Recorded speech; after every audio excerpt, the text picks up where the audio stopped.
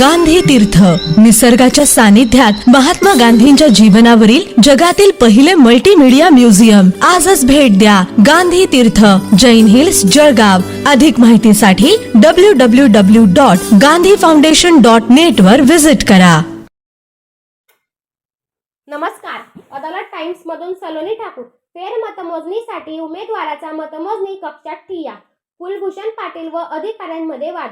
जळगाव महानगरपालिका निवडणुकीच्या मतमोजणी दरम्यान प्रभाग क्रमांक 10 ड मध्ये फेर मतमोजणीच्या मागणीवरून गोंधळ झाला.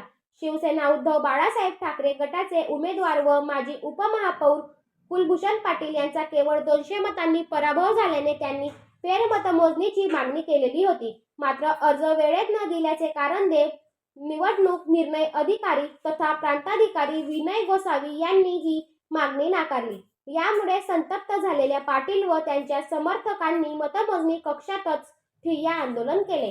प्रभाग क्रमांक 10 ड मध्ये भाजपचे उमेदवार जाकीर खान, रसूल खान आणि शिवसेना उभाटाचे उमेदवार कुलभूषण पाटील यांच्यात चुरशीची लढत झाली होती. मतमोजणी अंती भाजपचे जाकीर खान हे 200 मतांनी विजयी झाल्याचे जाहीर करण्यात आले. निकाल जाहीर होताच पाटील यांनी मतमोजणीत गडबड झाल्याचा आरोप करत फेर मतमोजणीची मागणी केली. मात्र निवडणूक नियमांच्या नुसार ठराविक वेळेत फेर मतमोजणीचा अर्ज सादर न केल्याने ही मागणी फेटाळण्यात आल्याचे निवडणूक अधिकाऱ्यांनी सांगितले. यानंतर कुलभूषण पाटील व त्यांच्या कार्यकर्त्यांनी मतमोजणी कक्षात ठिय्या मांडत घोषणाबाजी सुरू केली. त्यामुळे काही काळ मतमोजणी केंद्रात तणावाचे वातावरण निर्माण झालेले होते.